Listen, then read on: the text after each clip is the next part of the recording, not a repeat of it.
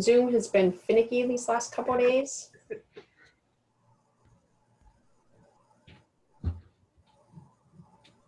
Give me 1 second here. So Denise is being promoted. Anthony is being promoted. Thank you, Charlene.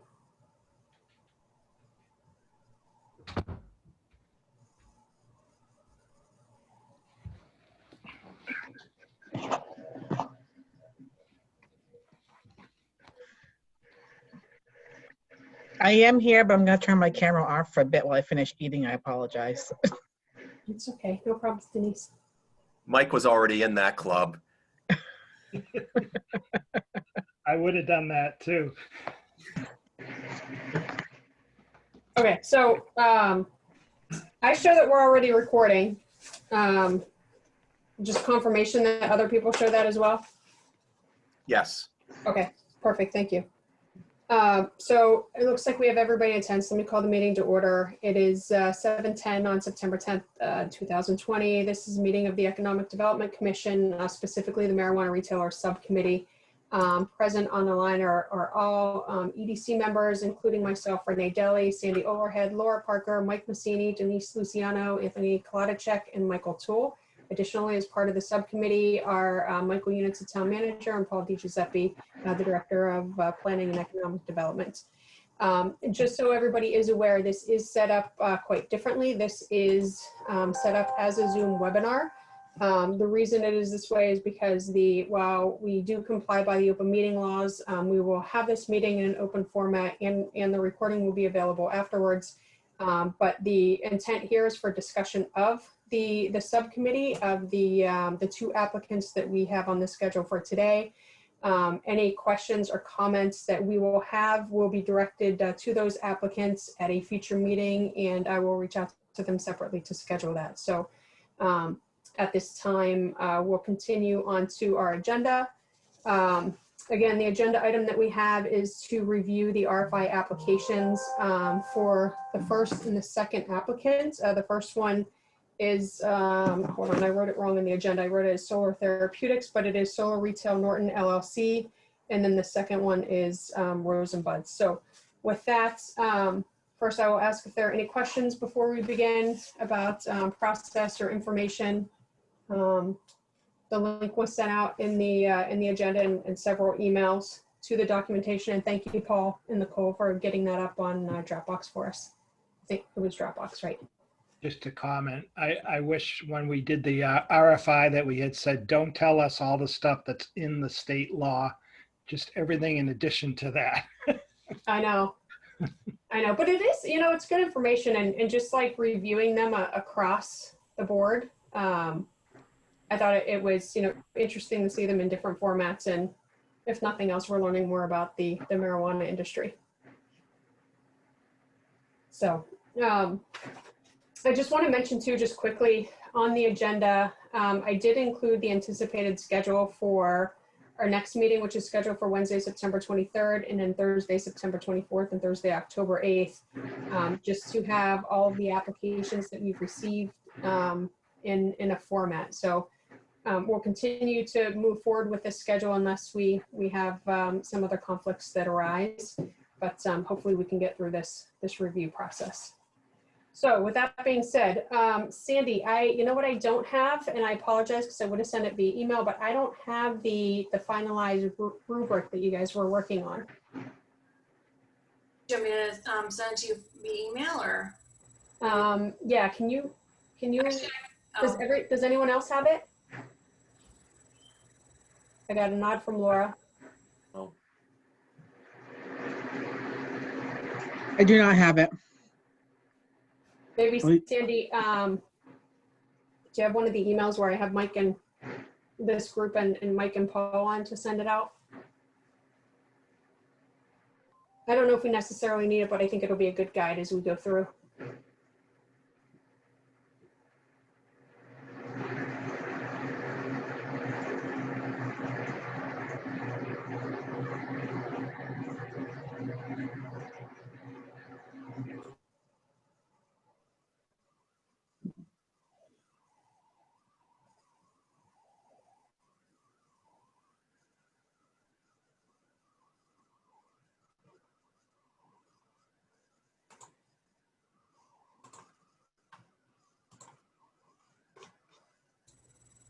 Okay, I just sent it. Did you get it? I heard a ding in my ear. Let me see.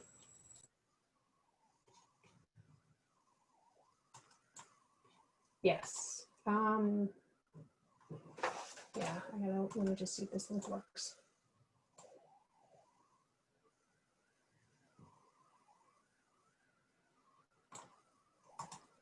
I got it. Thanks, Sandy.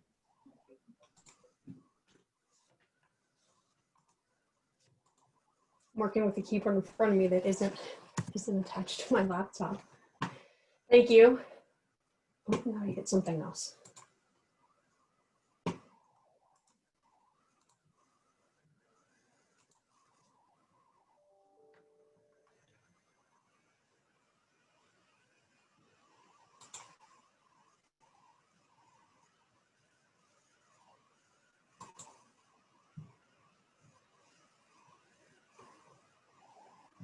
Okay, did everybody receive that? Should be in your email. And I'm not looking at the Zoom screen right now to confirm.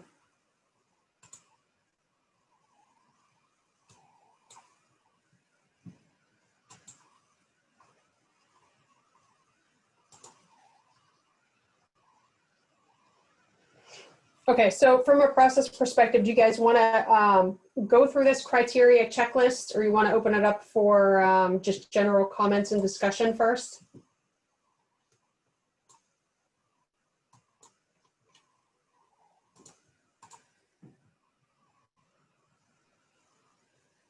I'm fine starting to go through the checklist. Okay.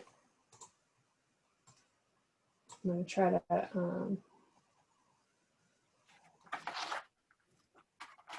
just move my screen around here.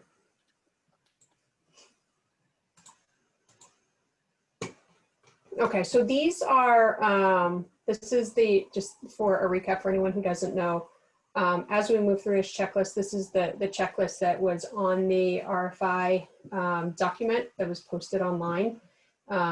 We did some separating into some of the sections and had some more discussion on weighting the different and various areas so that we were looking at these things consistently across all the applicants. So we'll go through these and I'll open it up as we go through for general discussion. So the first item is under the management and operations profile. Specifically on row 4, it talks about, this is section 3A, business plan demonstrates market and financial feasibility.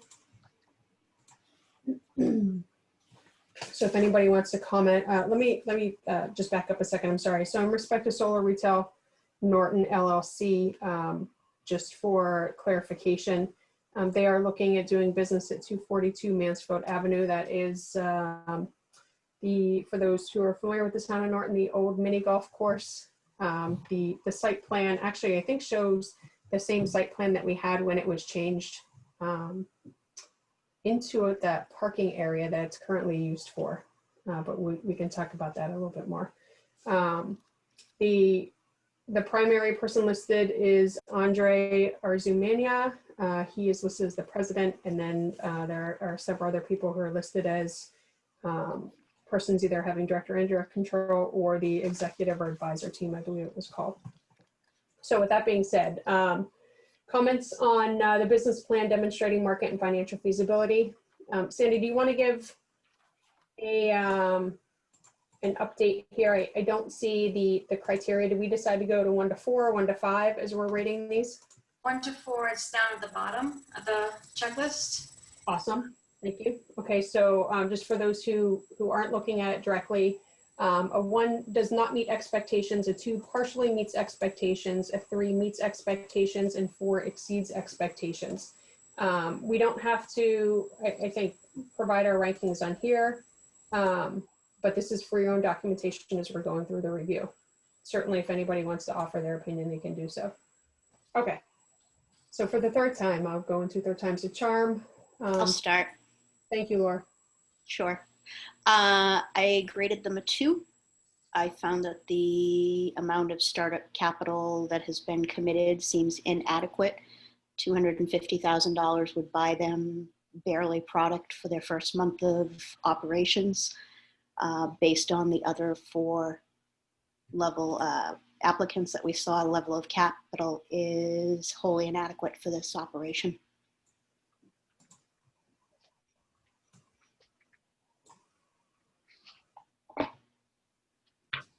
And they only cited one source.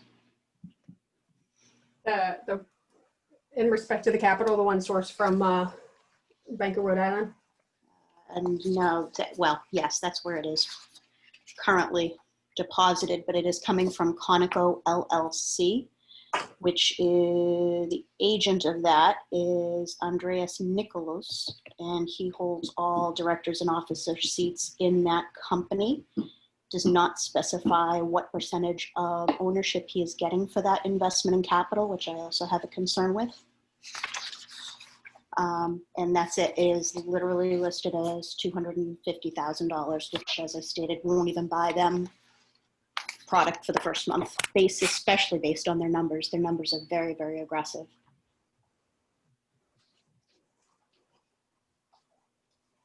I'm going to go off on that as well. I was looking at their fiscal year projections and, you know, talking about the money that they're trying to bring up front and what they're trying to calculate for the year of 2021, first being in business all the way to the year of 2025. I think there could be a little bit more explanation as to how they calculated the average monthly visits. It went from an exact number of 18,092 all the way to 23,494 for total monthly visits. So, you know, obviously those numbers are going to have a direct impact on annual revenue. And it just seems as though that these numbers are just pulled from some various sources with no actual background behind them. So that was one of my key indications that I was a little concerned about how they're coming up with the financials behind it. I would agree with Anthony, and I suspect based on the numbers that we're looking at, they're probably using Solar Therapeutics as a guide, which if everybody read the Lucky Green Ladies piece with the current market analysis that they provided, those numbers are highly, highly overstated because they were first to market.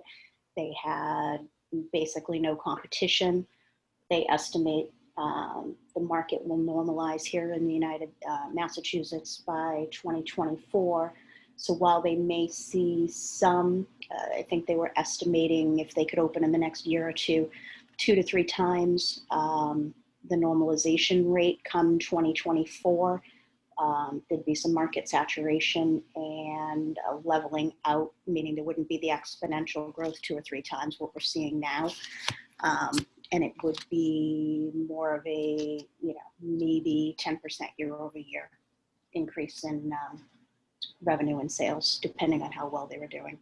So if I had to guess, I think they're probably using the existing Solar Therapeutic stores as a guideline, which it's even, some of them I'm finding, you know, a little not aggressive enough, but these are way, way, way aggressive.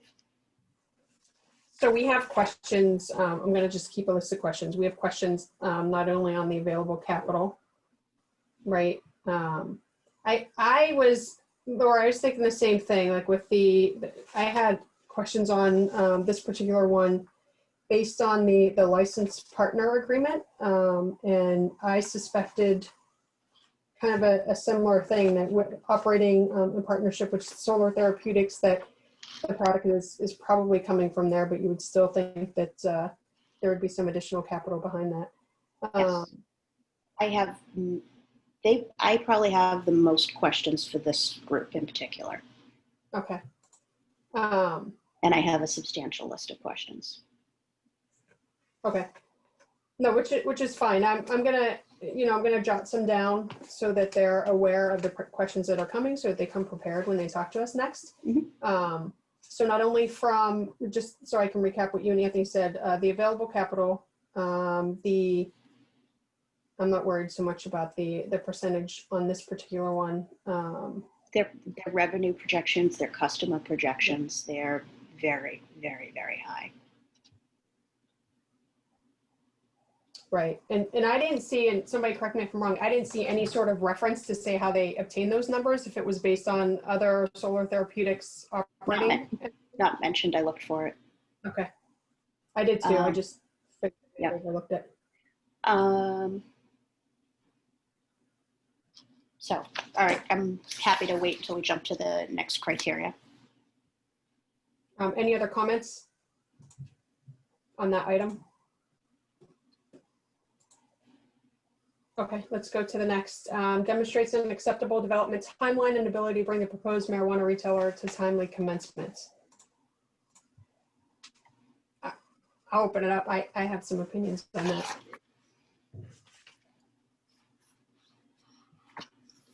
Go ahead, Laura. Again, I also gave it a 2 pending additional information. I have some issues. Well, I have a lot of issues with their timeline. So if we're looking at the timeline on page 41, first thing we note is they've got to obtain a host community agreement by September 30th. Not going to work. They then have allowed 30 days to submit their application to the CCC. There's no mention in here of the public hearing that they're required to hold before they do that. And they've only got 30 days from the point of the HCA to the submission of the application. It could be done, it's aggressive. They then believe that they are going to get provisional certificate from the CCC in 120 days. The whole timeline just seems very aggressive. And then even when I used the dates that they had provided and did the plus 120, plus 150, all the way up to the plus 270, it doesn't match the begin sales date that they've put in here of July 27th. So I have a feeling they've probably adjusted the begin sales date, but didn't bother to adjust any of the other numbers. So there's a disconnect. So it's sloppy. Yeah, I thought it was highly aggressive too, especially when, we start talking about our building permit specifically. And Paul, I'd like, your input and feedback on that as well. I think I'm not too concerned about the HCA only because we didn't provide a schedule to them. So, they had to start from somewhere. I was surprised though to see that the 3 months or 4 months after they submit their application to get the provisional certification. I'm with you on the aggressiveness. And again, I don't know, what they base this on, if it's previous experience or something else. Actually, can I ask Paul a question? In which order would you get a special permit from planning board versus a building permit? You have to get the special permit first. Okay. They can't issue a building permit without the special permit. So I agree with you in regards to the special permit, particularly as these are going to be a new type of use that the planning board has never seen before. I mean, this particular planning board tends to be more cautious. Some of these projects, can take 6 months or more, depending on the difficulty of them. And if there are particular unique issues, they might cause a delay. So that's, that's certainly a consideration. I mean, I certainly can't predict what the board's going to do, but, and I don't want to speak for the building commissioner, but again, it depends on the complication, how difficult the project is. If you're redeveloping, if you're renovating a site versus building a new site, that's going to create a difference. Obviously, if you're redeveloping a site, the timelines between getting your final permits is going to be longer. Well, maybe you know the answer to this because I wasn't certain. I know there's a structure currently on the building. When I look at the plans, it says it's a proposed 3,000 square foot building. Do they plan on using the existing and refurbing or building out from there, or is it a demo and restart? Well, the way I read it looch like it was reusing that building. That's what I thought. That's what I thought, but it wasn't really clear on what these would, if that's what they're planning to do. So I think we would want to get that clarified. Because again, it's funny, that's what I've been looking at. I mean, that building's, I don't think is 3,000 square feet. No. It's a very small building. I wasn't sure what was actually there to It use. looks like a large shed. Yes. That's we're generous. Yeah, so it just didn't specify that this is, because again, if you're building a new building, that's a different ball game. Yeah, the Oh, plans said proposed, which seemed to indicate new, which I think would bump this schedule out even further if I'm not mistaken. A 3,000 square foot building's not, obviously that's a very small building, but as I read it, it wasn't clear what they were, what the intent was behind it. But again, if it is a new building, it would be longer. But again, 3,000 square feet versus 300,000 square feet, obviously it's not going to be, it shouldn't take that long to build something that's essentially the size of a house. Yeah, I would think the security and the specifics related to security would, take the longest out of anything with the vault. And does anyone know what size lot that is? yeah, it's acre and a third, I think it said. Acre and a third. We have on hand where those diagrams are in the, which page it's in. Can't seem to find them now. Oh, never mind, I found them. Plenty of parking. I like that. We're not on that yet. Yeah. We've got that going for them. Okay, I know. I wrote that We'll- down. We'll want We to had talk about, positive. we'll want to talk about parking right when we get there, because there's well, anyway. Well, this is true for all of them. I mean, we'll talk about that when we. Okay. Oh, Yeah, I'm I'd sorry, I like missed some the guidance. Proposed 3,000. My apologies. I mean, typically don't. Okay, so proposed roughly 3,000 square feet and the question was how big's the lot? I can't find it on the plan. I can pull this up. I can't see it in this report. I'm just looking. I made a spreadsheet. I have it as 1.35 acres. So I had to have gotten it from somewhere. Someone's trying to be a good student. Always. I do my homework, even on vacation. If this is, am I looking at this right, that it's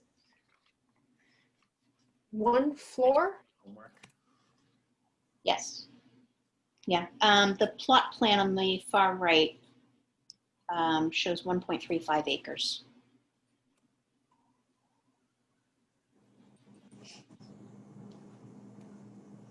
Bottom right, tiny little lettering. Yeah. And there's a front and a back, and I think oh, it is on both. It's just tinier. You can't read it on the other side. Yeah, the assessor says 1.39 acres. Right. But if this has been surveyed, then that would be the more accurate number. And it says the building area is 660 square feet, according to the assessors. Yeah, it says a proposed building. Okay. So I guess they would be demoing. So they would have to demo the existing building and then construct the new building. What are we seeing on average, Paul? How long does a new building? I mean, obviously every case is different and so on and so forth, but Yeah. scenario, non-marijuana related, how long would a building project like this? I don't know. That's a question for the building commissioner. I mean, I can get back on that at a later, at a later meeting or email the group and ask him see if Well, there's, one of our advisors too. So if we want to bring him, I'll start a separate list of questions for him. If we want to bring him in and Paul, maybe you can communicate with him. Yeah. Be, just so he's aware and prepared as well. And Michael, your question was how long to construct a 3,000 square foot building? Yeah, more. I'm not really worried about the construction. I'm worried more. I was just curious on the approval process of a new building. Is there a difference, Paul? There is a difference, right? New versus an existing demo inside Yeah, absolutely. because of setbacks? Yeah, absolutely. There's a different process than, if they're demoing a building. And again, this isn't a big, complicated site. So, I'll check with Chris to see what he would estimate as a time for the permitting process. And that takes it all the way from the initial permits to initiate construction to what they call a final certificate of occupancy. And that means the building's built and we've run our checks, building commissioner, fire department, water department, and whoever else before they issue that final certificate of occupancy. I'll ask them.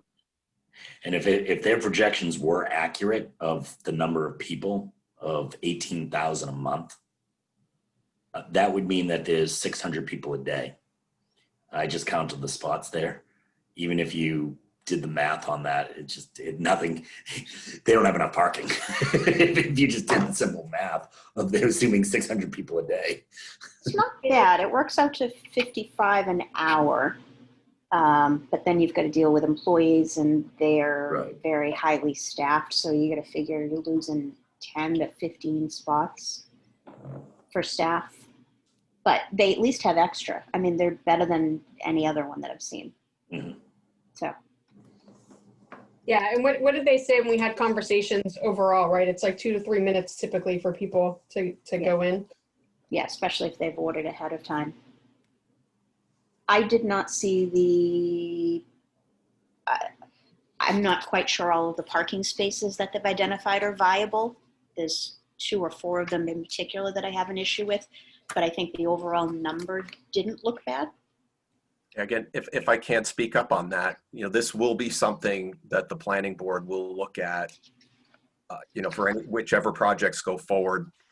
Parking and traffic will be, certainly 2 of the bigger items that they always review as a practice. And so what we do is the applicant would have to hire for us what we call a peer reviewer. They're an engineering firm that would review the traffic impacts, including the parking. So when, their numbers, they're gonna, when they come in with the special permit, they have to provide more details as to how they came up with the number they ultimately came up with. So, but the board will look at it and make adjustments as conditions dictate. This will be an interesting one because, these uses are still fairly new in this country, right? Colorado came in first. So there's an organization of traffic engineers that studies different types of land uses, and they calculate based on the cases that are there, the traffic, the parking. I don't know how many of marijuana retail facilities they've studied. The more of a use you have, the better sense of accuracy you can predict with the use. But I don't know how many that this particular organization, which is the professional organization that traffic engineers uses to determine this. So, I guess again, the planning board will ultimately have the decision on that, on any of these of the ones that go forward. So if let's talk about that one. So that specific item on parking is location appropriate for the proposed use given the scale and nature of the use, including but not limited to potential impacts on parking and queuing of customers. So aside from knowing that there'll be additional studies, Paul, when you look at this initially, does it feel like it is adequate? I mean, I looked at it and kind of, ran some quick numbers too, and I thought that they had adequate parking. Maybe I'm being cautious on this, but I don't really want to offer my recommendation on that. I don't see a red flag on it.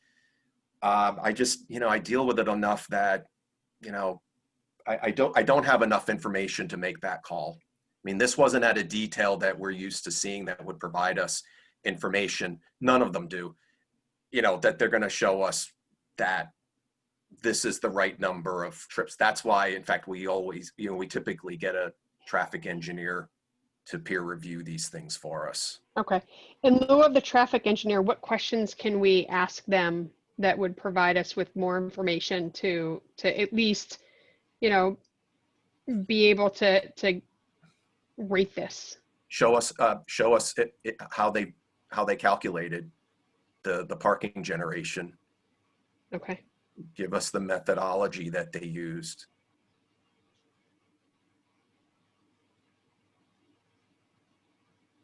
And I don't know if that's more detailed than this was requiring, but if they came up with a number where, how did you do it?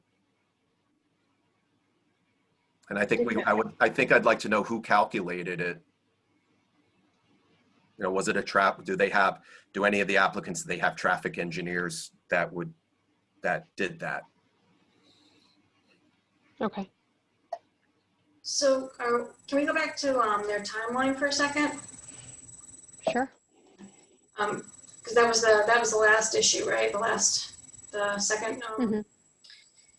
So I guess my feeling is that I feel like all of the applicants underestimated the time it would take the planning board process, the special permit process. But, I feel like that's partially because every town is different. And so the way I was looking at it in terms of, rating it in terms of how it was a 4 or 3, whatever, was more the fact that the ones that were already a building and they were just remodeling are going to be a quicker process. And so to me, that's a higher rating. That's a more favorable company versus the ones that are built from scratch.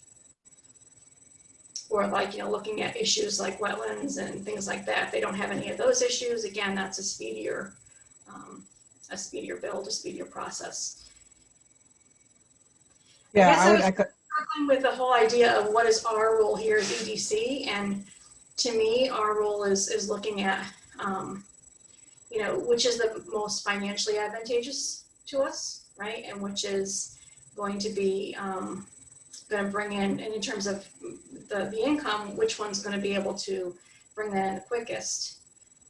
And those, to me, get a little bit of a higher rating because of that. I mean, I would put in there too, like who's going to be a good corporate partner, right? And so these first 2 issues that we talked about so far. Yeah. And the first 2 issues, I guess that's what I'm looking at is, in terms of if their hours are, they're open is the maximum number of hours they can be. That's going to increase sales, right? They're in a location that's going to be well trafficked, and I think that's going to increase sales. So what issues are going to basically bring us more economic development from an EDC perspective. So that was kind of my take on some of the rankings, is looking at it from that perspective versus the nitty gritty of parking and the mitigations that are going to have to be put in place. I think, planning board's going to go over that with a fine tooth comb, and unless something's standing out as like major red flags, they can certainly work with planning board. I guess that's, if I'm looking at them saying they can work with what they have, planning board will be able to work with them and we'll just automatically say there's nothing we can do to help you, then that again is how I'm gauging and prioritizing. Yep. I think too, looking at it to see, did they give careful consideration to it, and the timeline, looking to, start sales in July is what, 9 months? And everything that we've heard from the experience, and I know that the CCC is planning on some changes to expedite the application process, right, to get the certificates in, but I don't, maybe that was considered here, I don't know. So I think it's worth discussion with the applicant on that, but to your point, it's tough. And Paul, I think you're probably in the toughest position because you know so much more about the details. So it's going to make your analysis of it a little more difficult than ours, who we look at it and say, that looks adequate from the information that we know. Yeah, and I'm certainly not by any stretch a know-it-all, and I don't want to apply. I didn't review this as I would if it were a site plan. I'm in agreement with Sandy. I looked at these more as to, looking at things as to who do I feel would, be best in position to actually deliver and actually have be able to develop it and sustain it over time. But things like that, the more detailed things, that's going to happen down the road. And I think I'm in agreement with Sandy too, that the timeline, the challenge is a lot of these are public hearing processes and the applicants are not in control of that. And,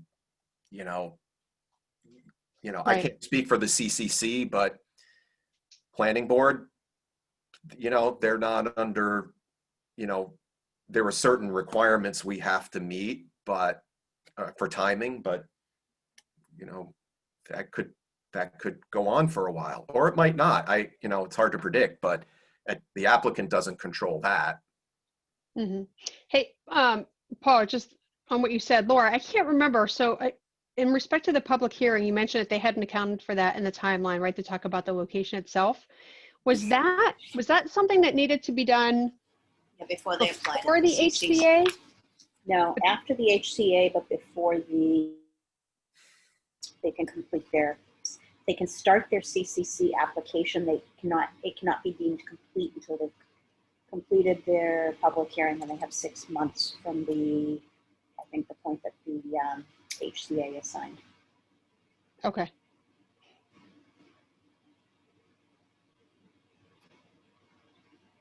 I feel like there were two. Oh, and then there's another public hearing that is prompted through the special permitting process. That Yes. also includes the site. Okay. So that's certainly, an item I think should have been in the timeline. Agreed. Hey, Sandy, did you say that you showed that they were open the full hours that we were allowing them to? They were open every day. And Yes. I forget, it was, It's like 11 hours a day, 9 a.m. to 10 p.m. But keep in mind, the planning board will, as part of their decision, also manages hours of operation. And could become an issue with the mobile home estates right behind it at 10 o'clock at night. All right, so these will be things that the planning board is going to have to weigh in, but hours of operation is something they frequently deal with on any special permit or site plan. So Paul, how does that work? Because we were specific in the bylaw that they can operate between those hours, and we put it in there. So it was based on, I believe, a comment from one of the planning board members that they wanted that to be in the bylaw. Oh, I forget if Right, that's in there, then okay. It But is. Okay, then they have to. Well, even if it's in there, the planning board still has the ability to be more strict if the circumstances call for it. Okay. I mean, I can't imagine when you're sitting next to a gas station that's 24/7 that there's any. I'm not putting a condition out there right now. Right. It's just that this falls under the purview of the board. Sure. Okay. Anything else on the timeline or the ability for the retailer to commence operations? Any other feedback or opinions? I might start calling on people. Okay. So the next item talks about the high quality security plan. And I know just based on confidential information, this is going to be something that I think Mike and Paul will take more specifically offline, but they did provide their security levels here, as well as the types of devices, backup systems, et cetera, and the ability for what I would just, I guess, call in general, full access by our police department. So I felt that what they addressed here And I think we put in the, we didn't include in this section the minors, right? Like the deterring for minors. So I'll just stay with the actual security access. I felt that it exceeded, what are the numbers again? Sandy, I'm sorry. Met expectations. Oh, it exceeds expectations. I had it like a 3.5. I had the same. So if that's something I think that police fire. 5 was not an option. It's either 3 or 4. 3.5 is not. Yeah, I'll do a 3.4, 3.6, and we can round appropriately. I gave it a 3.5 as well. I thought it provided, especially, from a lay person's perspective, it was sort of the one I kind of judged all the other ones by. It was the first one I happened to read. I just thought it was very comprehensive and provided a very high level detail. I especially like the schematic. I was going to say I'd give it a 4. I'm not sure else I'd expect them to provide for security. I think they've covered their bases and then some. I gave them a 4 as well because, in my mind, I was kind of playing that game theory with all of the what if questions, and I think a lot of their plan covered those what if scenarios and questions. I think they did a phenomenal job. So Renee, you said you were writing down questions for our consultants. Is this something you can bring to police fire there? Specifically, I'd like them to take a look at this section and get their feedback on it. Sure. Well, they should, Mike, did they submit something separate? All the plans were submitted to the police chief. Okay. So he's reviewing the security part. And some of the people did send specifics on security separately that have gone to him. Okay. Would it be, have you talked to him about a timeline? Like, would he prefer to address us at the end and kind of give a summary on each, or would he kind of like to follow, like potentially at the next meeting, just provide his insight to us on these 2 applicants? Yeah, let me talk to him. I'd rather him do it that way, in the timeline that you're looking at them. So Okay. I'll talk to him tomorrow. Okay, thank you. And Sandy, did you have a specific question on the security that we should provide to him? No, I just felt like they were in a better position to say whether it was a adequate plan. It obviously seems well thought out to me, but they might catch something that we didn't see. And I just emailed Renee just some general things that the chief said that he'd like to see as far as security in the proposals. So I sent that to you, and you can forward it to everyone when you get a chance. Okay, I will do that after the meeting then. Yeah. Thank you, Mike.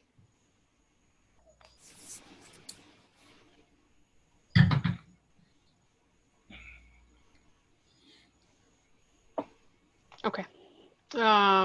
Any other comments, input on the security plan? Okay, hearing none, we'll go to the next one.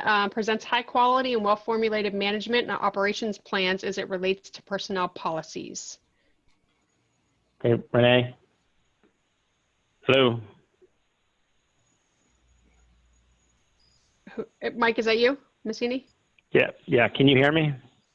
I can now, yes. Sorry. I was having issues connecting my phone to the WebEx. Sorry about that. Just on the security plan, they have an access control system and all that fun stuff. I don't know that it's, I wouldn't, it wouldn't be like it's not detracting from my overall, general good feeling about the plan they presented. But, if their card reader system goes down, would that impact their security plan at all, and or the safety of anybody in the facility if they weren't able to move freely from one location inside the building to the other? I'm sorry, Mike, you broke up to me. I don't know if you were breaking up to other people, but I didn't catch your whole question.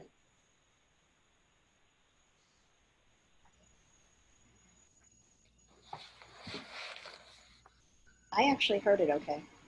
Me too. Is Mike talking? I show him is muted now. There we go. Hear him.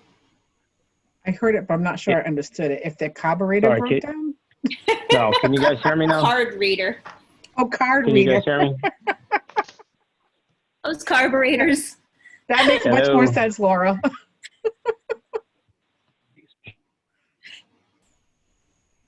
We can try again, Mike.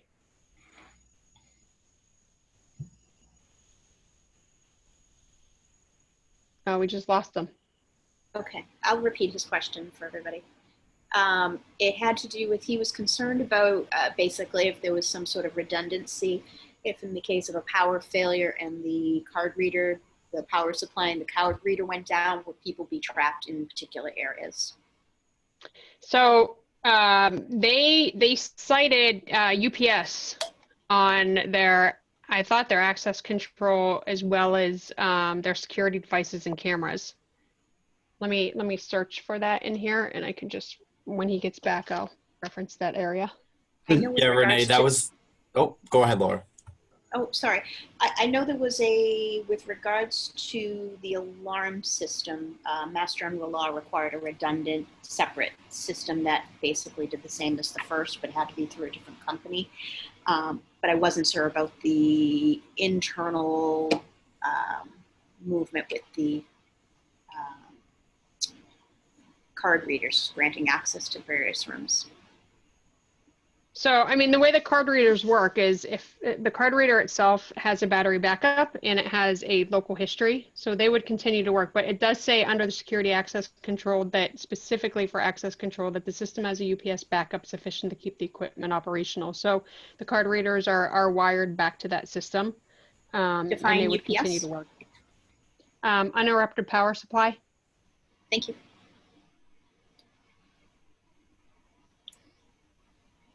And if my U is wrong on that, somebody correct me. But it essentially is, for most companies, when you lose power, critical equipment is carried on a UPS system while the generators kick on. Okay, back on.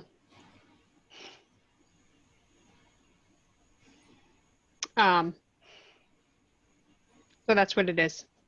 I mean, we could ask them questions, you know, given our power infrastructure in Norton, specifically that, was it last year that we had that storm where that section of town was out for a couple weeks? I know I had to get gas in Mansfield. Was it last year or the year before?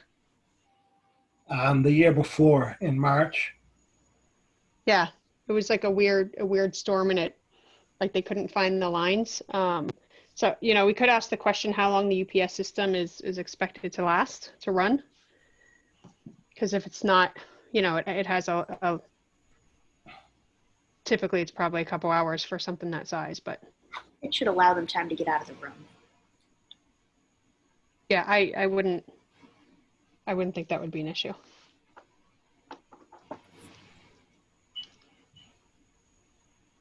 Let me text Mike and see if he's having problems getting back on.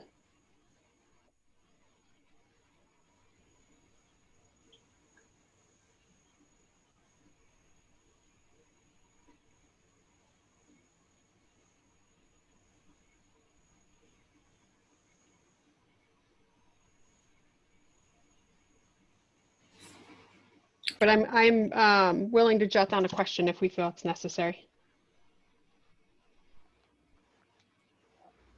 I don't know enough. I thought, for what I was looking at, it seemed very comprehensive. I would defer to the police chief.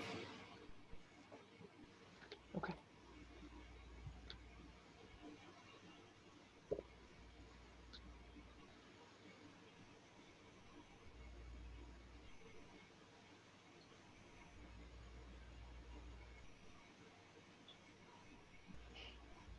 Okay, any other questions on that item? We'll come back to it when Mike rejoins. So the one that we were talking about or that we had moved to was the high quality and well-formulated management operations plans as it relates to personnel policies. I think they had a well laid out set of policies. I thought it was pretty comprehensive. Yeah, I didn't see any major issues in there. No, I like the HR manager as well.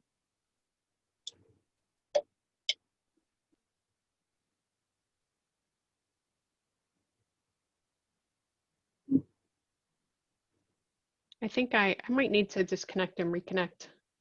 Laura, I missed what you were saying. Is Laura freezing on anyone else, or is it just me? It's you, I think. Just you. Yeah, I think It's I you. think it's you, Renee. She's been Okay, delayed a couple times, Renee. I'm sorry. She's delaying. Her voice and her lips are not matching up. I just missed that entire, I saw you move and get something to drink, but I missed the voice in it. Yeah, Laura, you're like delayed with your voice and your lips.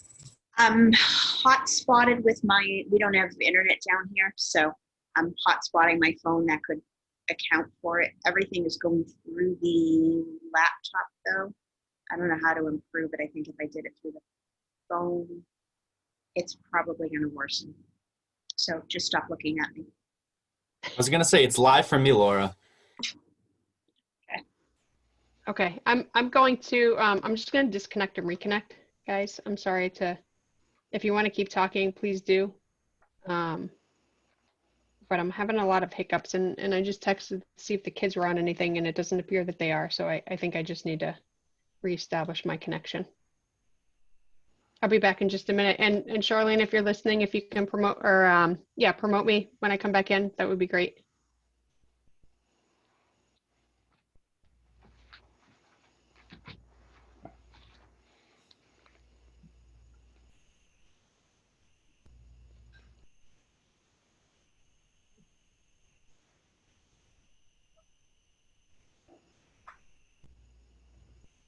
This is going to be a long meeting.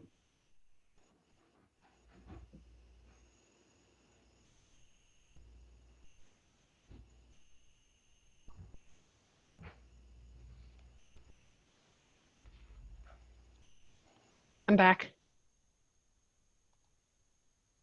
I hope.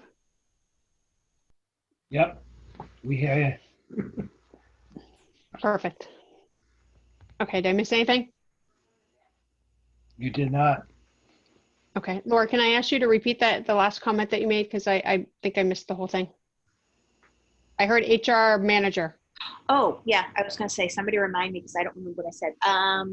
Yes, I thought it was perfectly good, adequate. I like their diversity goals, and I like the fact that they had an HR manager in there as well. I thought it's the same thing. I was actually surprised. I was surprised to see the director of the security and the HR manager. I think I just wasn't expecting those. Did we ask a separate question on the staffing plan, or is that included in this?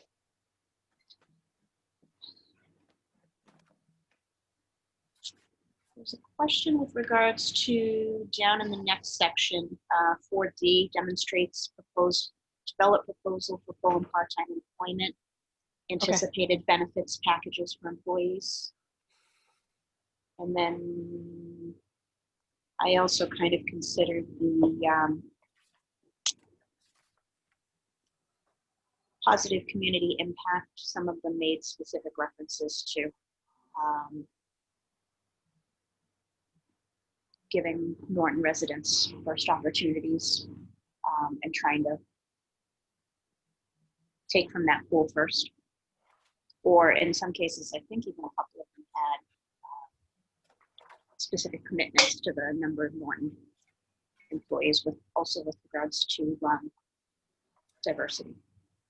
Solar Norton was not one of them that mentioned hiring from Norton. They were not what? They were not one of the ones that said that they would focus on hiring from the town. Not even a mention of it. Do we want to ask a question on that? A commitment. No, I think they had intended to. It should be here. They had an opportunity. Yeah, I mean, I felt comfortable because they mentioned the local communities, and I believe this was the one that they said specifically those who have been impacted, right? Yes, so they covered the diversity issue, and they have diversity goals, which I like, but there is no reference to doing job fairs in town, looking to Norton residents first, giving them first opportunities for jobs. I think their hiring process is great. They offer, good benefits. There's an HR manager. I would have liked to have seen more specifically geared towards a focus on Norton residents. Mm-hmm. That's all.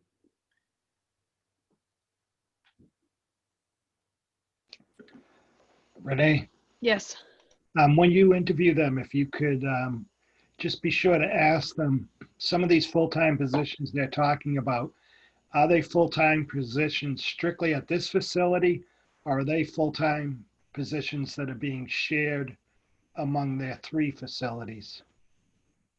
You mean specifically like director of security and the HR manager and Right. those? Yeah. That's a good question.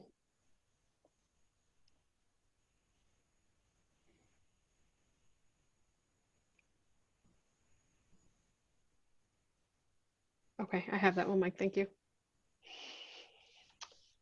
Do you want to talk a little bit more about, just since we're in that section, the proposal for full part-time employment and anticipated benefit packages? Anyone else want to share?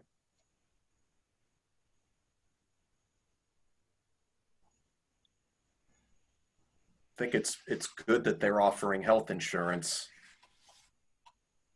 Right. A lot of companies aren't, not all of the company, well, I haven't finished all the applications, but health insurance is certainly a vital thing, especially now. Mm-hmm. Yeah, it was health, dental, life, and a retirement plan and paid time off for full-time employees. Benefits package was excellent. And discounts for part-time employees. Yeah, I part-time didn't also see that got, part. yeah, part-time also gets paid time off. I think everybody gets a discount. I need a job. Can we approve them, please? Yeah, stop. I think that's a conflict of interest. Okay, fine. Oh, I do have a question. They make reference in a couple of places in this package to volunteers. I cannot imagine from a security perspective that is safe. How do they vet them? Everybody who works for them has to go through a background check and everything else. And there's at least 2 references to volunteers in here. I only saw one reference, and I remember thinking, how do you have a volunteer there? I mean, they can still vet them, but is it legal? Let's ask about that.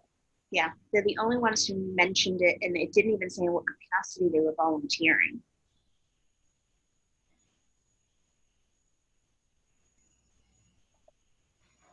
Okay.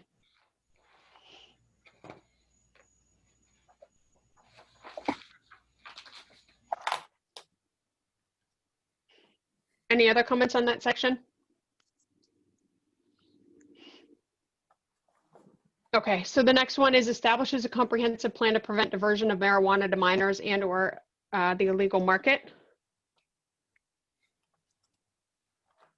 Based on what I've read, I thought it was adequate. I didn't see anything that blew me away or threw up a red flag. Yeah, I thought it was perfectly fine. Same. Any other Seemed to- comments or opinions? Sorry, Sadie. Agreed. Can somebody just verify? I looked at how they were checking IDs and everything. Did I read somewhere that they had an electronic ID verification system, or did I make that up? No, they scan. They scan. Okay.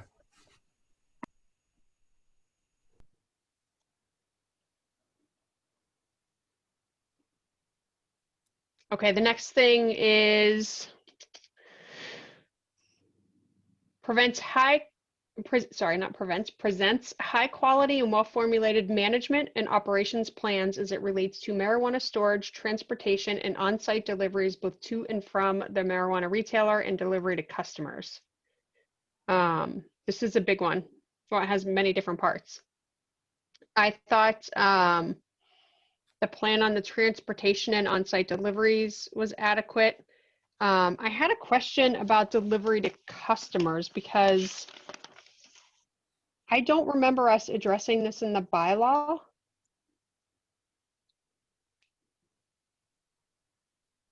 that ring a bell with anyone? Well, we would have covered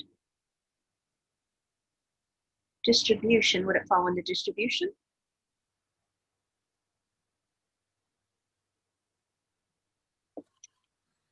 I think it could. It was just the section, like, it almost seemed kind of like a,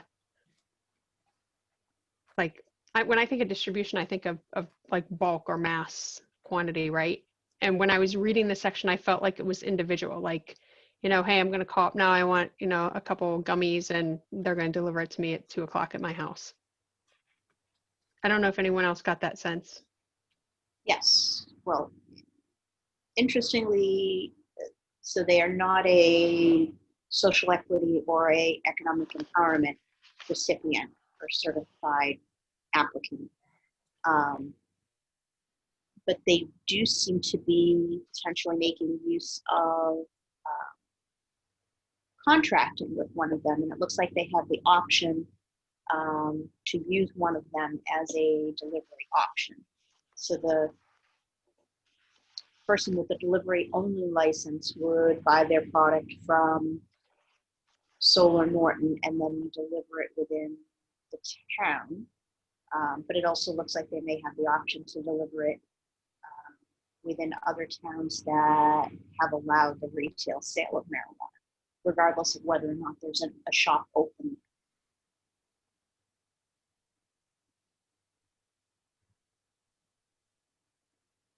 So from that perspective, that bumped them up a little higher than somebody who has no interest in contracting out for delivery.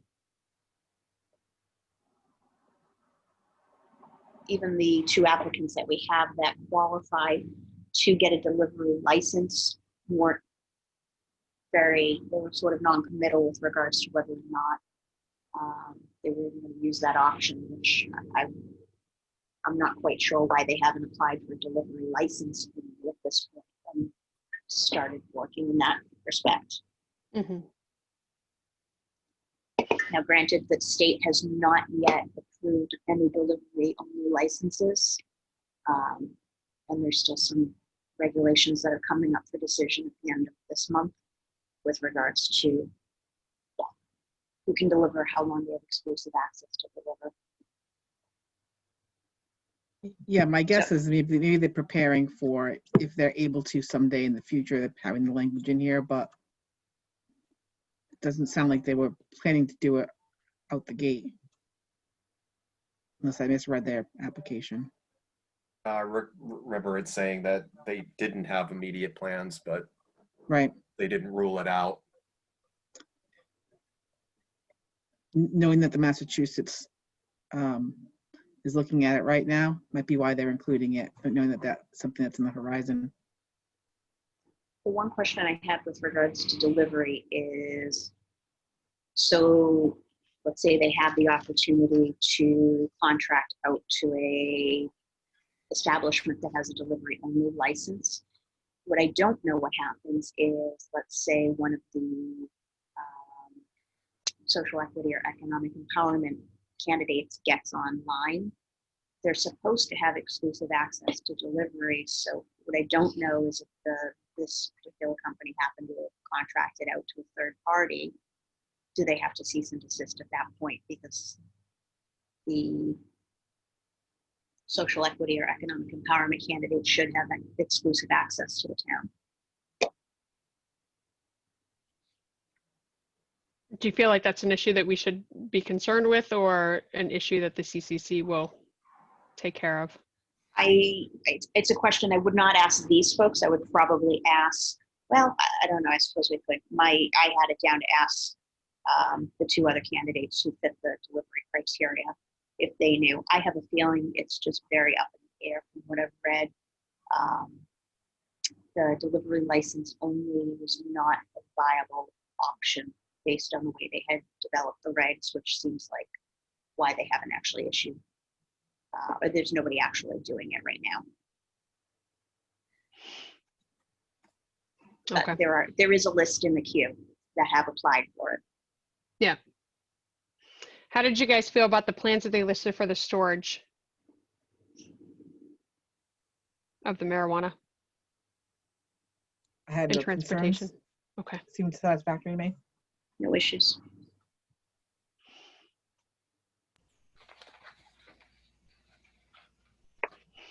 Okay, any other comments on that item? Okay, next one is location appropriate for the proposed use, given the scale and nature of the use, including but not limited potential impacts on parking and queuing. So I think we talked about that. Are there any other comments that we want to mention? So we have some questions for them in respect to how they calculated the parking. Anything that we want to ask or any comments on queuing of customers? I might have looked this over, but my question is in terms of the driveway in itself pertaining to parking, when customers are going to go park, is there two separate entrances and exits? Or should I say, how do I word it? Like, is there one way for an entrance and then another direction for an exit, or are they using both, like the same driveway, same route type of thing? So I think the plan shows what it is currently, and it's one in. It's just one entrance and egress, so it's shared.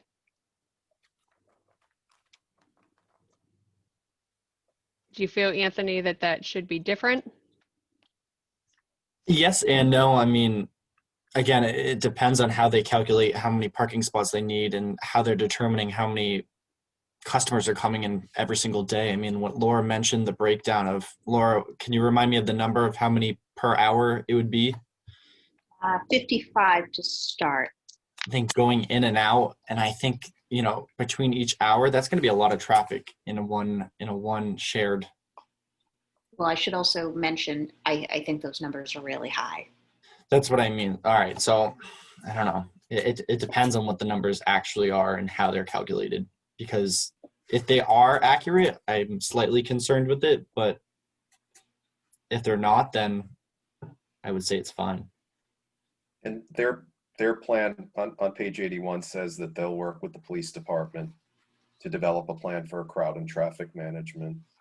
And I know I remember reading elsewhere in here that they would adhere to social distancing and some of the other requirements we're going through right now, which I guess if we're 6 feet apart, queuing becomes, well, we don't know when this is opening and we don't know when, vaccines will be available, but the What do you point mean? I thought Trump said by October, end of October. No, but again, they said they would work with the police department to deal with the queuing issue. So, Paul, from a planning board perspective and review, would they consider one entrance an issue? Well, I think that'll be something they will look at. Okay.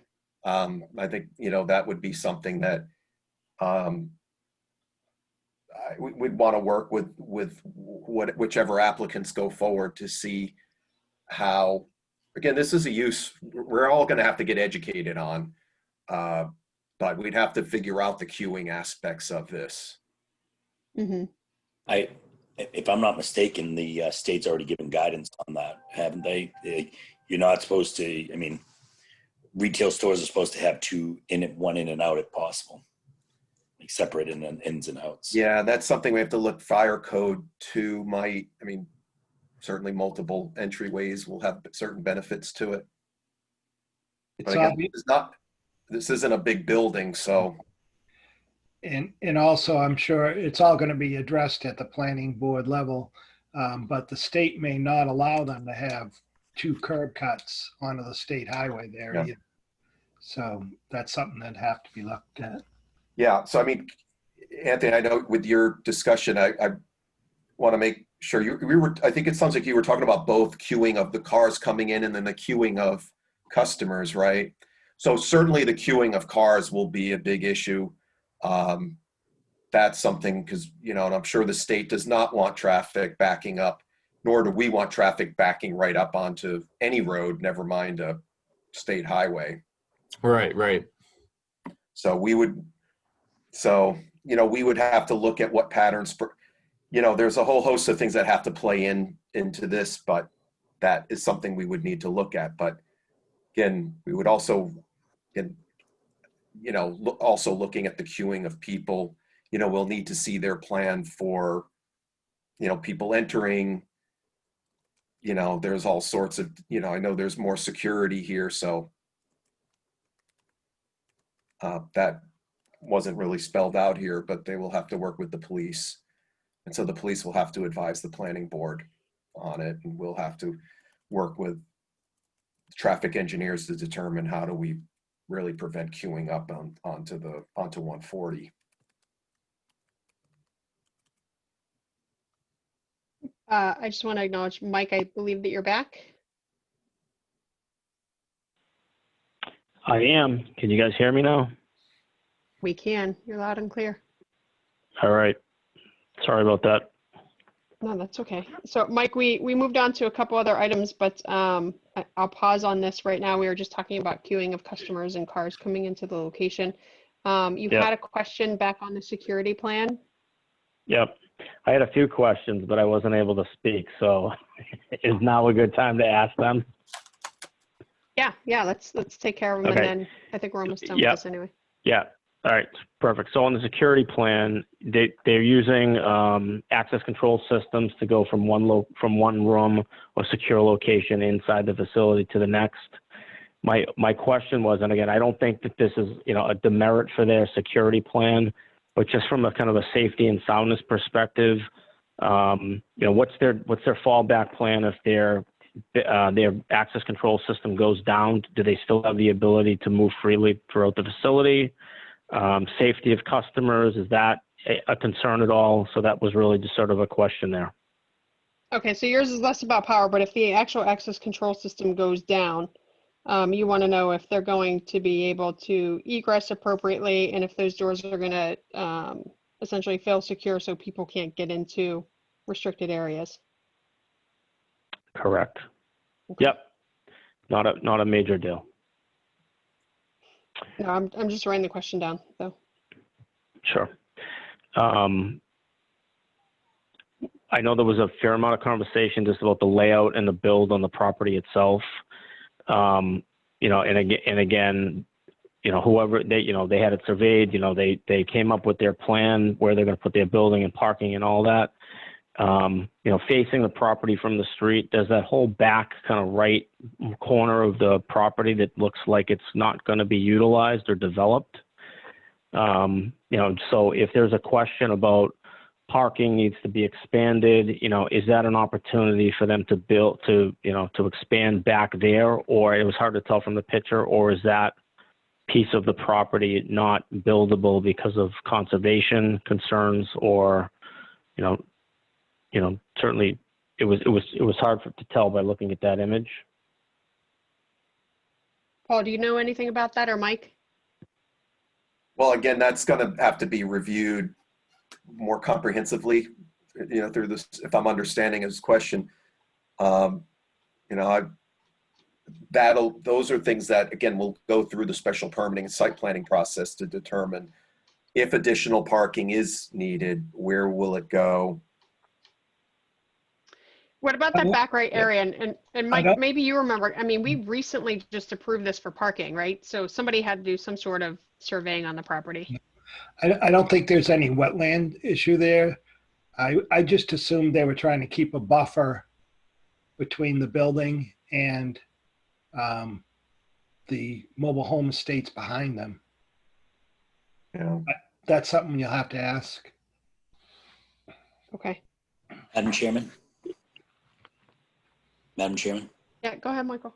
Can we, you know, not that I want to take away people's voices and so forth, but I also don't want to be going down paths that really kind of are planning board thing. Can we maybe, I mean, we're going to have a lot of applications.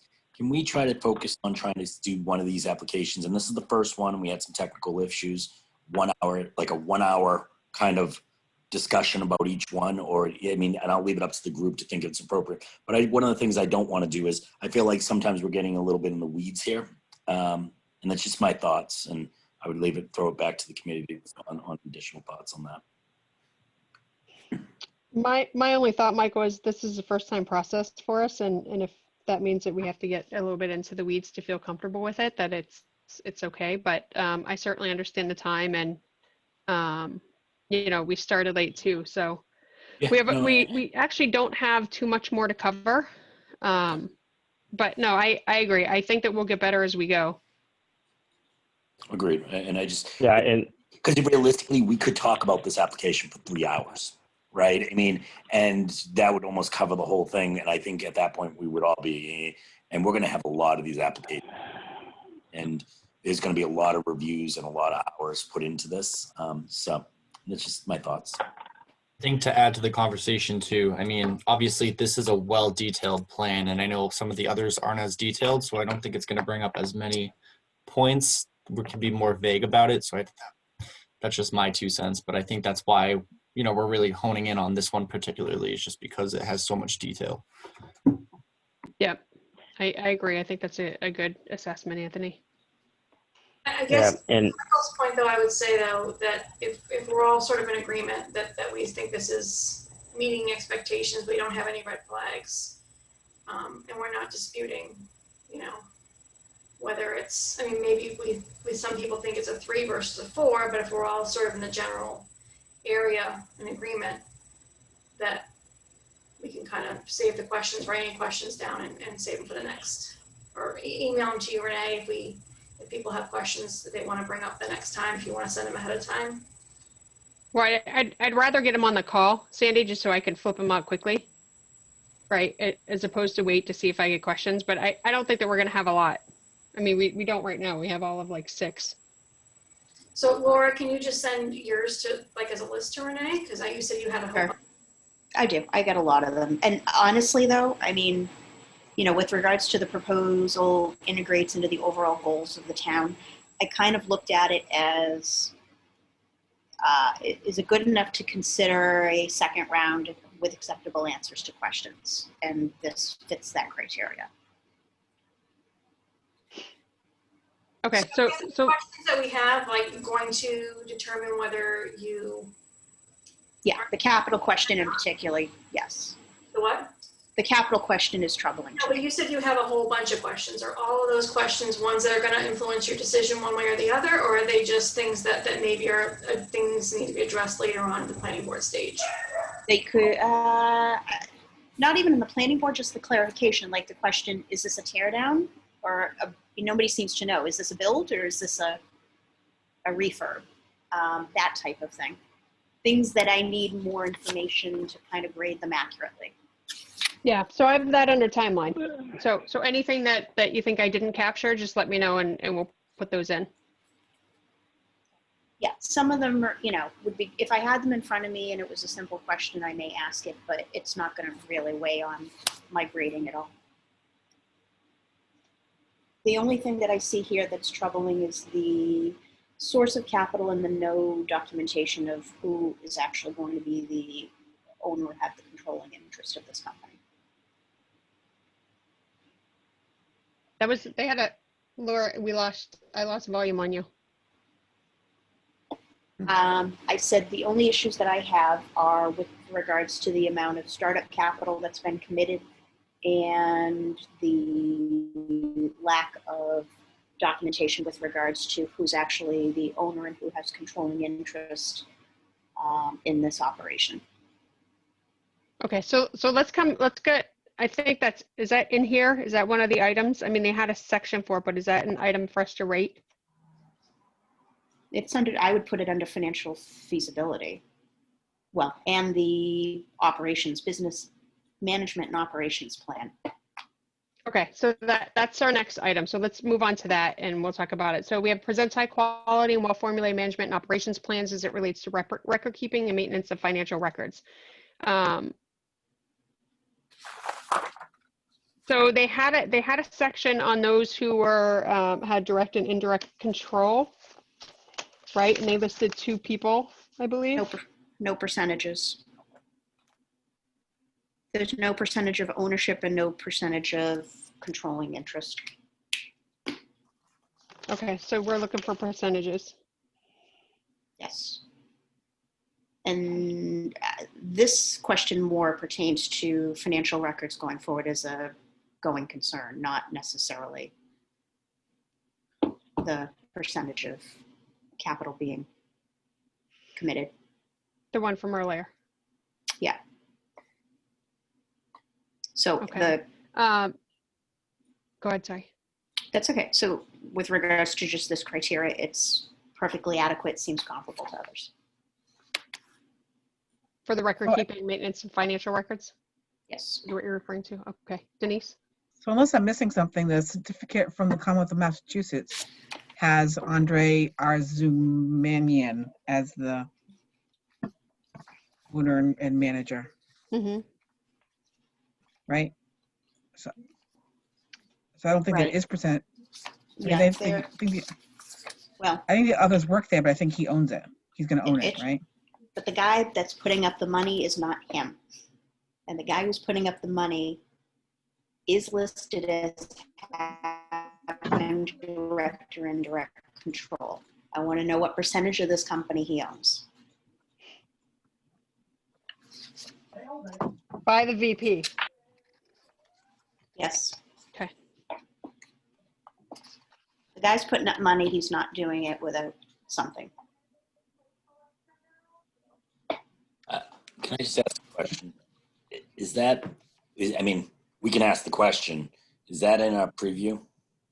Because I'll tell you this, if it was, let's take away this marijuana thing. If I had a private business and someone asked me on a private business percentage of ownership and all that other stuff, I tell them to go pound sand. Everybody else Well- provided it. Okay. Well, and I think Fine, more. I just don't know. I mean, it's private business. That's why, I mean, we don't, that's the. Yes, but it is regulated by the state, So I think more importantly, specifically that question. would it impact our decision about whether or not this candidate should move forward to the Board of Selectmen for voting, right? That's ultimately what we're trying to do, is whittle down the pool of people who are the ones we're going to suggest to the Board of Selectmen. Would that answer to that question make any changes to your decision making in that process? And the percentage of ownership, the capitalization absolutely is an issue. The percentage of ownership and that really isn't for me, isn't this, as long as that person's able to get a license and the state's already vetted that. I don't know. I don't want to get too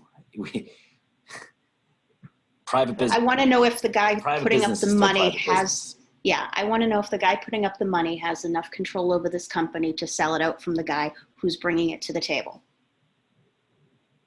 He would need to get a license from the state, wouldn't he? Well, it's an LLC. He does. So He does. He owns it. No, but you're talking about. Okay.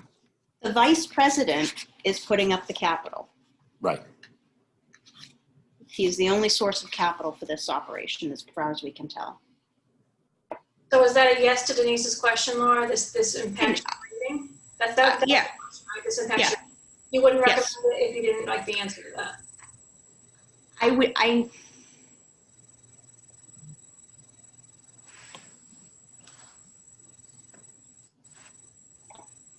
It would factor in my grade. I don't know if it would turn me against them, but I have an issue with transparency here as well, though. We've asked that information. Everybody else provided it.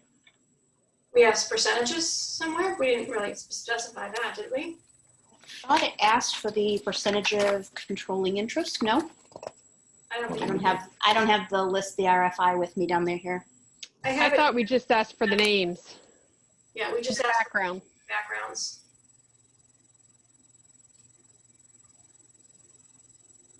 Yeah, it just says a list of all persons or entities having direct or indirect control.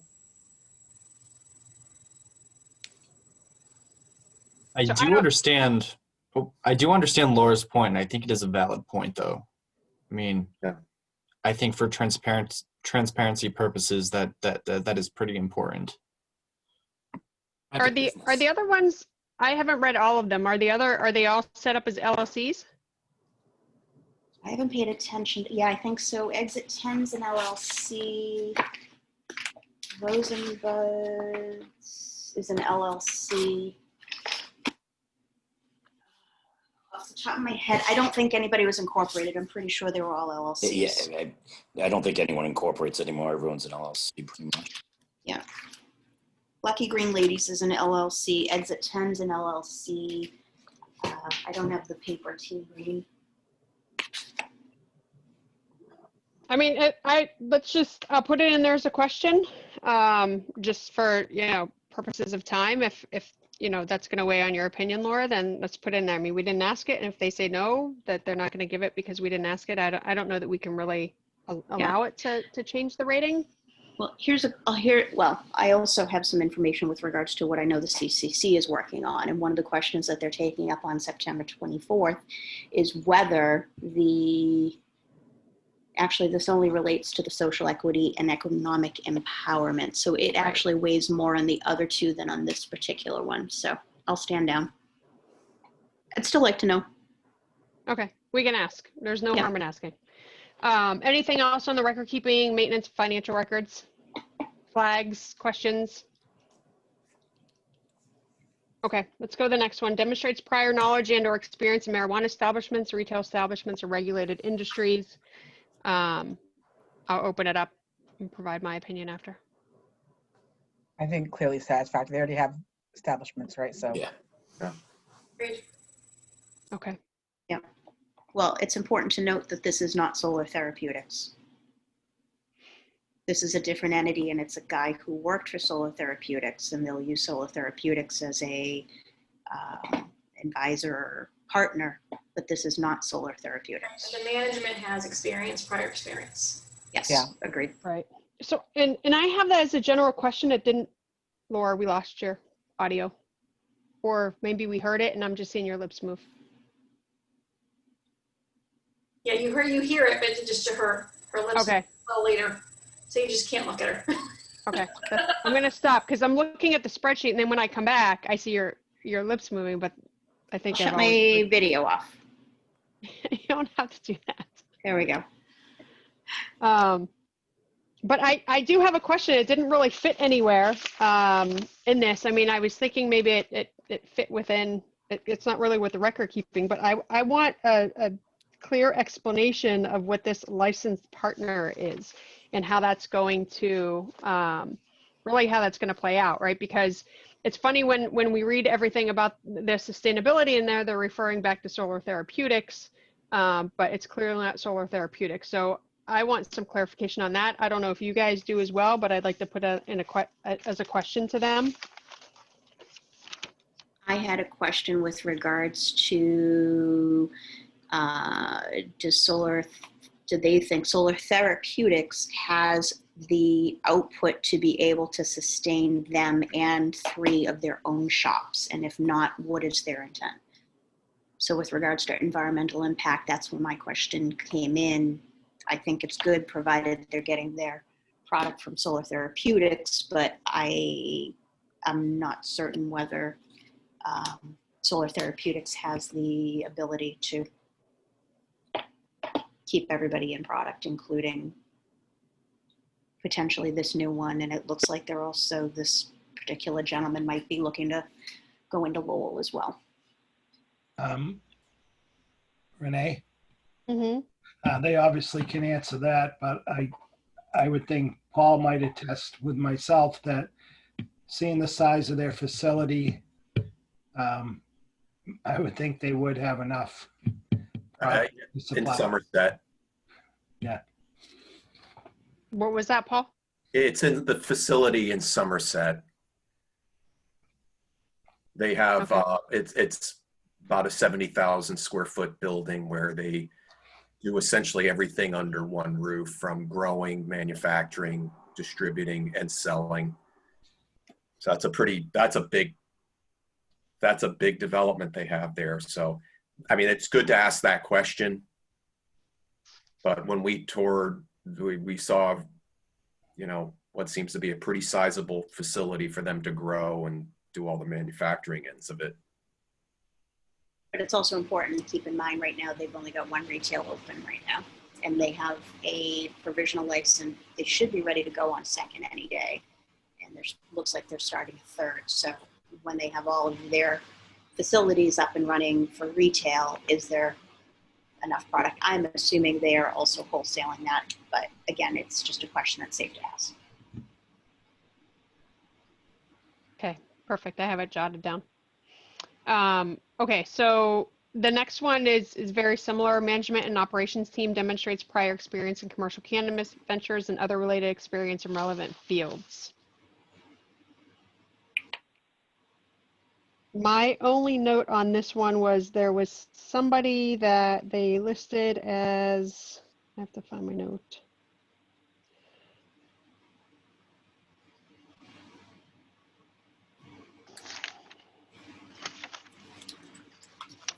Somebody that they listed that they said based on their experience in the cannabis industry, but they didn't talk about their experience in the cannabis industry. Oh, yeah. One of the advisors. Yes. And it was one of the financial. Yeah, they've got a private equity guy in here. And Mm-hmm. the other one was. Of course, I searched on a word.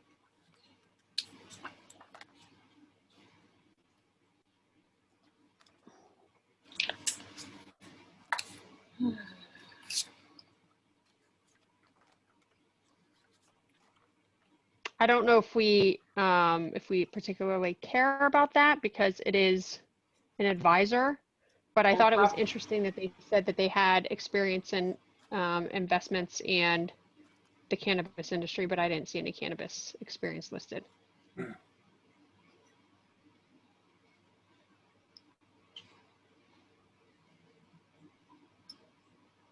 Well, one of them is the CEO of Solar Therapeutics and the other is a CFO.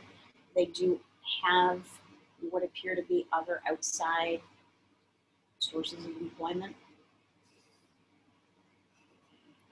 One of them is a founding member of a private equity firm, but he's the CFO of Solar Therapeutics.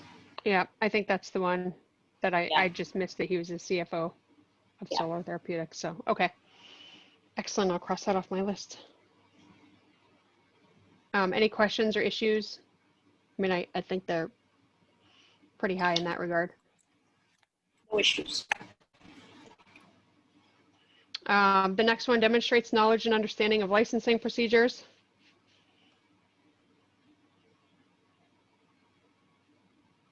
I think the fact that they have other licenses is adequate. Yep. And then demonstrates well-developed training plans for employees. I'm not going to lie, I found, having compared it to a couple of the other ones, which got very, very detailed, granted, one of the other ones clearly stole it from their other company. It was not as comprehensive as some of the others that we had received.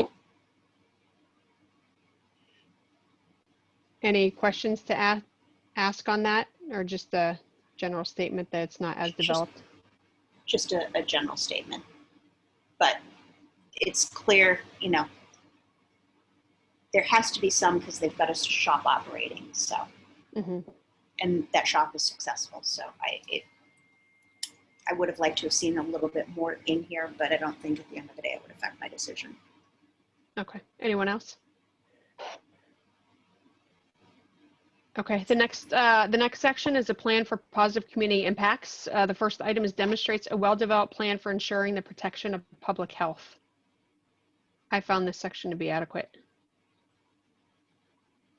I see a nod from Anthony. I did as well. Okay, anyone else? Any opposing opinions? Okay, next item demonstrates a well-developed community outreach plan.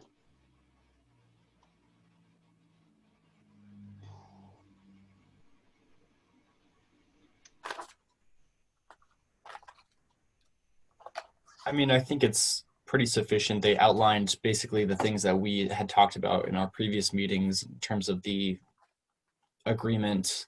In addition, I think I saw somewhere that they were going to, was it no less than $15,000 towards, what was it, additional, it was like preventative programs that could have been used in like school system, correct?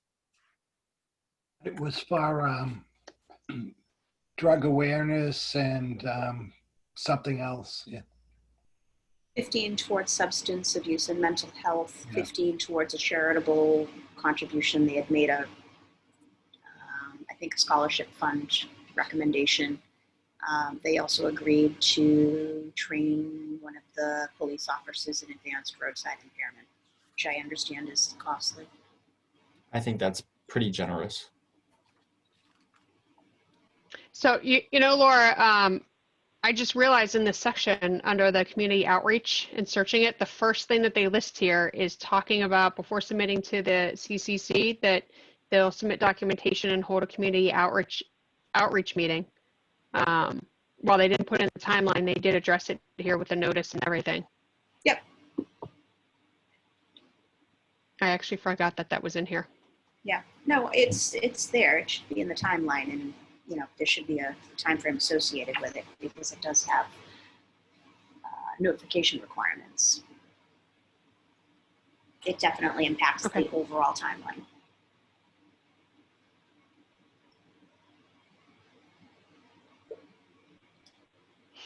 Okay, so any issues? Or we all agree that this is good? And I'm not looking at the screen if you're nodding. Oh, good. Okay, I'll move on to the next item.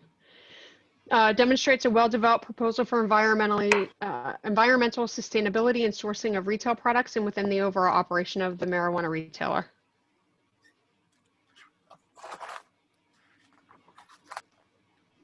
So I go back to this, that the reference to these, I think, are all to Solar Therapeutics. So while I find it adequate, I don't know if we want to ask additional questions on this particular item.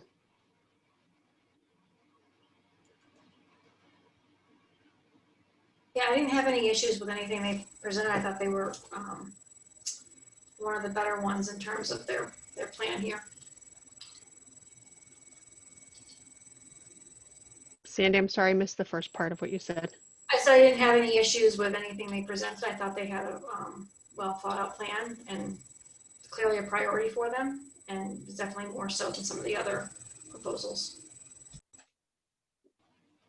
Okay, thank you. Any other opinions? Isn't the environmental plan, it's speaking solely about solar therapeutics, unless It I is. missed it in here. Nope, it is. And that's Okay. why I asked, do we want to ask questions on that? You know, because they are a licensed partner with them, or are we fine in that, you know, that they're, I mean, they said that they're following the same essential protocols, right? And they put in a couple different places about sustainability being important to them, right, as one of their top goals or objectives. Yeah, like using all LED lights and stuff like that. I know they had that several places throughout. Mm-hmm. You know, reclaiming But- water. And, Yeah, but again, I think all those references are to the solar therapeutics plant in Somerset. I'm not seeing any reference to what the build out for Norton's gonna be. no, I believe when they talked about it, they did talk about solar and, you know, again, water reuse in terms of this facility. But, you know, if we need to ask them to clarify that more. Well, would this Yeah. facility have the water reuse? Because I thought the same thing, Paul. I thought it was more to the cultivation facility that they were referencing. I thought it was, I could be mistaken. I thought it was here, but if others aren't seeing that, I might be misremembering it. That was my understanding too when I read through it, was that it was for this location. Agree, and I think that's like right part of their mission statement was that there was sustainable energy footprint. That's again, I don't think you're going to find anyone better than what they have. So.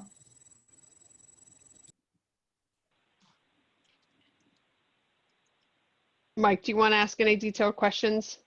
Yeah, I honestly, I read this a couple of times. I didn't see anything here that was specific to the build for Norton. But again, if it's implied, you know, I still think it's worth a question. The other question that I would ask, and this is probably a broad question for a lot of these applicants, is you know, when you're going to develop, you know, whether it's undeveloped land or there's a piece of property there, you know, it's not all blacktop today, but they're going to basically pave, you know, 2/3 of that 1.3 acres, right? A lot of companies now are doing kind of green or environmental friendly parking spaces that are not blacktop. They're, I don't know if you're familiar with them, but they basically allow cars to park on, I don't know what the term is, but basically grass is allowed to grow in those parking spaces, so it's a little bit more environmentally friendly. You know, and actually just across the street where on the Mansfield line where they built the local 104, there's actually, they actually developed some of their parking, which is environmentally friendly. Yeah. And I don't know if that was a requirement for Mansfield to do that, but I think it's at least worth a question or inquiring whether that's feasible. Mike, you know, those are great points. Those are things too that that the planning board can mandate as part of the special permit. And well, it depends if Conservation Commission is involved with this, although if there aren't wetlands, you know, they might not, but those are things that we can, that part of the permitting process we can look into. Things like what they call permeable surfaces, so that water you can park on it, but water can seep into the ground. I do want to point out on page 108, that's where they list their environmental plan. While they don't specifically say for this site, I think you have to imply that that's what they mean here about using LED lights and the irrigation system with a what they call a closed loop system. Yeah, but Paul, they're referencing solar therapeutics there specifically, in both the first and second paragraph. Right, but I think we have to. I think we're asking them though to identify the relationship, right, between solar therapeutics and this site. So, as I've read this, I think they're making the connection between the two. But let's ask them that. Mm-hmm. I mean, I know there was a mention too of recycled paper and packaging for their retail products, right? So while that would be done in the manufacturing facility, that would be something that obviously, you know, I mean, these guys, it's a little different because it's almost like a self-funding, you know? So I think that question, if anybody else gave it to us to say we're going to use recycled packaging, we wouldn't question it, but we might now because of the connection or relationship with solar therapeutics. Okay, so I have that down. So we'll ask for more info on that. Thank you, Paul, for finding that section. Okay, anything else on the sourcing of retail products? Okay, so this next section is the items that we listed as other that weren't specifically asked for in the RFI. I don't remember, Sandy, were these the questions too that didn't necessarily, we weren't specifically through for rating? No, we had them in the rating criteria and in the RFI, but we didn't actually ask for this information specifically. So the only point here was just that if they didn't include it, I didn't think it was appropriate to, you know, take away from them for that. I just, okay, a question we could ask them when they come to meet with us. Okay, so the first one kind of goes back to what we talked earlier, location appropriate for the proposed use given the scale and nature of the use, including but not limited potential impacts on traffic. I mean, I know we've talked about this, like it's in a proposed zoned area. So I don't see any issue with that location. I think it's actually one of the premier locations within town to have an establishment.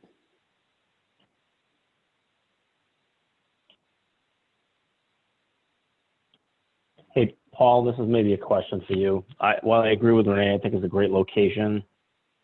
Getting in and out of Cumberland Farms, which is a fairly busy spot, the challenge is there on that road is it's one lane each way, Yeah. you know, and if we're going to put a high traffic, high volume, you know, retail dispensary essentially next door, it's only going to compound that issue. You know, if the conversation progresses that far where we're talking about traffic concerns and potentially widening the road and, you know, making turn lanes, is that something that would require state permitting and lots of extra added approvals, I would imagine? Yes, and again, traffic is going to be something that the planning board will take a good look at. In fact, I should point out we've had a couple of projects in this area along Mansfield, and there were some traffic studies done for them. They were two of our affordable housing developments. There were two what we call 40B projects, which are have a component of a percentage of affordable housing. And the traffic studies, you know, showed that, you know, these areas, particular intersections during rush hour have certainly significant traffic problems. But what we're finding, at least with those residential projects, is they're not. One of the things you have to look at, or that we have to look at, is making sure if a project trip exceeds a certain amount of trips on a road, then the state says we have an ability. If the roadway is operating poorly, then we can look at what they call mitigation options. But you have to hit that threshold in order to require it. Just as an example, with these two projects, well, one of them anyway, it was 100 residential units, and it doesn't trip that threshold. So, but we certainly we are looking at, you know, ways cars can come in and out of it, you know, safely. But, you know, in terms of working with DOT to do significant improvements, I mean, I think it's reality that they don't have anything on the books for this area. So, you know, any capital projects would probably be years down the road. But we will be looking at this for sure. With whatever projects go forward, we will be looking at traffic. That's always a given. Like Paul, I agree it's always a given, but I'm going to state the obvious here. I mean, our intent of these projects is to bring people to town. Yeah. You know, to increase our economic and our commercial industry, really, right? And with this particular location, I mean, we have the Xfinity Center. Like, it is probably, from perspective of when, you know, obviously this summer it hasn't been an issue, but there are traffic impacts we have from the other town. Like Mike, I hear what you're saying, because, you know, I frequent that area quite a bit, but I mean, we have to, as a town, accept that there are going to be impacts to traffic, because we want people to come here and we want them to go to these establishments. We want them to go to Alberta's. We want them to get gas. Like, I mean, you know, it's kind of an oxymoron to say, well, yeah, we're going to approve it as a town, but oh my God, it's going to be too much traffic. We can't have it here. Yeah, right? and Like, I agree. These are commercial properties. This is one of our two major roadways in town, and it's right there at 495. I mean, it's a priority area for development in the town, and traffic's a reality. You know, we have a Dunkin' Donuts nearby, Cumberland Farms. Those aren't big trip generators, but a lot of people get off the road to stop at them and then get back on the road. So, you know, we have other uses in this area that also are big, you know, that do generate car traffic. And, you know, if you're not, you know, this is one of those roads where that's where those types of uses should go. But we will look at. Yeah. Renee, I'm not suggesting, you know, we don't, you know, proceed with this, because I think it's a great location. I think the town is getting to the point where there's a section of road there that's becoming less concerned to me about having to wait a minute or two to move through the area, but it's becoming more of a safety concern than anything else. And I'm not going to become the traffic expert overnight, but if you think about up the road when they built the TPC there at Great Woods, they put in a turning lane, and that there's nothing in there today. That turning lane is, you know, there's no traffic going in and out of there. And then if I think about, you know, the congestion now, you know, in New England Ice Cream just went in. More is going to continue to go in there just because it's a great location. But I think at some point the town and the state needs to look at, you know, some kind of a turning lane to make that section of road that much safer for people moving through there. It's a larger conversation, certainly. Sorry to take you guys off track. I don't want Michael to yell at me again. I'm not yelling at you. Okay, any other comments on that item? The next item is addresses the potential detrimental municipal impacts and proposed acceptable mitigation measures. Comments there?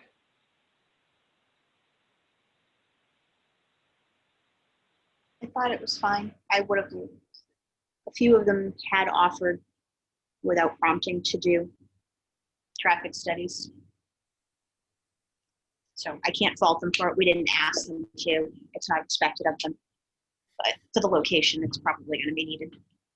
I was gonna say, that's again, I think a planning board thing that they're gonna require, so I think Yeah, it's agreed. given for all of them. Yeah, and that could be why, right? Because it's part of the special permitting process. Yeah. The next item is proposal integrates into the overall goals of the town of Norton. Laura, I know you mentioned this earlier, so if you want to lead us off.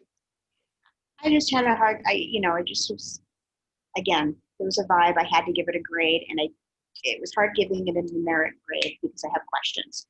But from my perspective, it was good enough to consider with the acceptable answers to a couple of key questions. Yep, I mean, I felt the same. I felt, well, maybe a little different. But when I think about the overall goals, like our goals are to increase our tax revenue, to have a good partner. While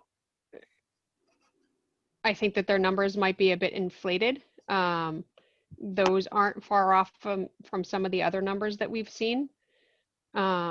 Just in, our research as a group.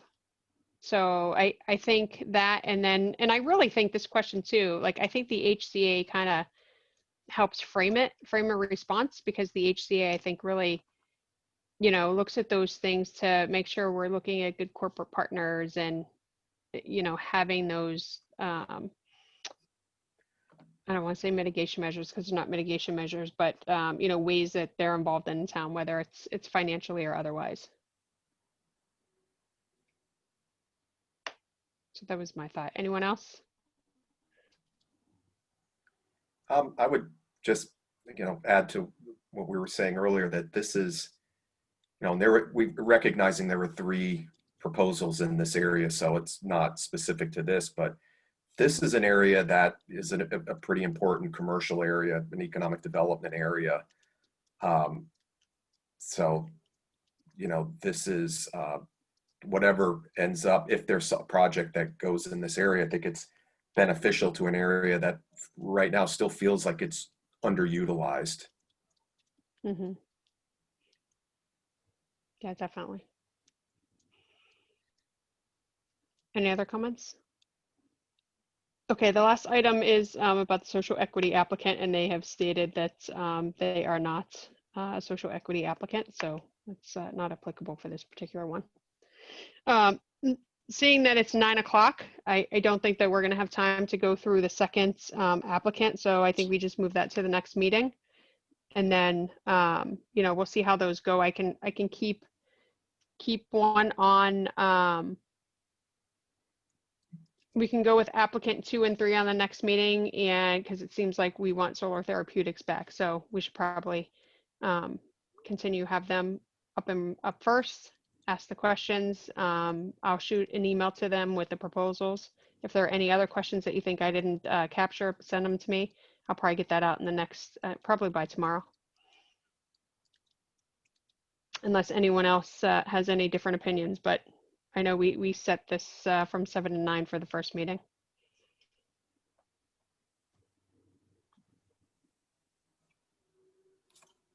Sounds Questions, comments? sounds good. Good.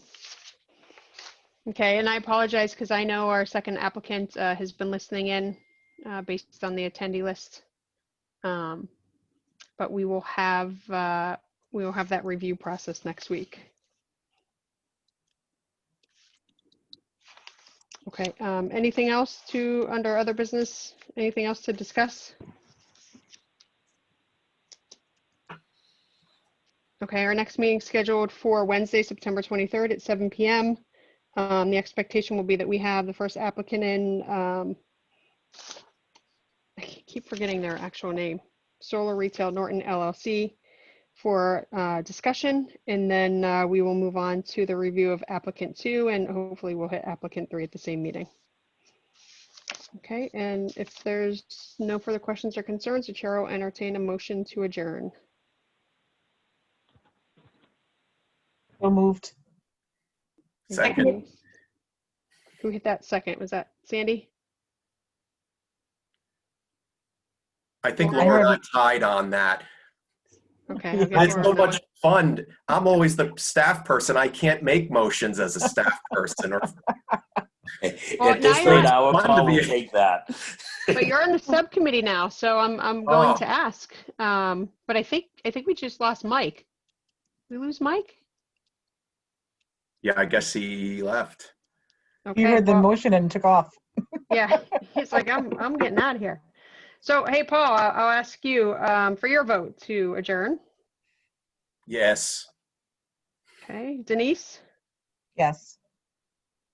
Anthony, Yes. Laura, Yes. Sandy, Yes. Michael, No. and Mike.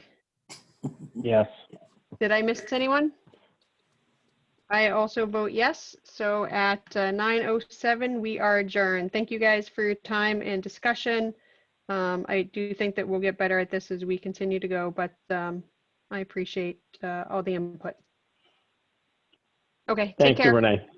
Thank Bye. you. Thanks, guys. Bye. Bye-bye. Thanks, Renee. Good night.